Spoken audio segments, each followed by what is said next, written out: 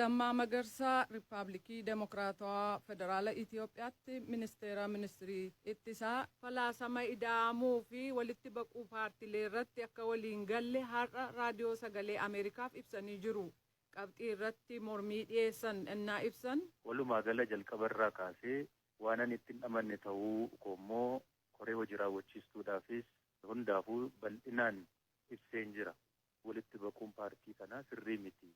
Yoo sirriis ta'e yeroo isaa miti waan jedheetti amanuuf ejjennoodhuma kootiin kana ala of godheetaniin kanani jiru.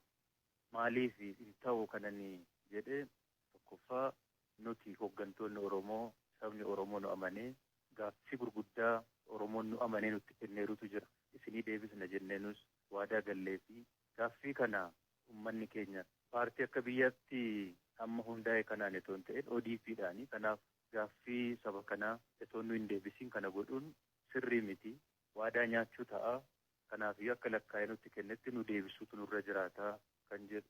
Dhaggeeffattoota keenya guutummaa gaaffiif deebii kanaa paartii isaaniirraa deebii akka argannetti fudhannee ka dhiyaannu ta'uu beeksifna.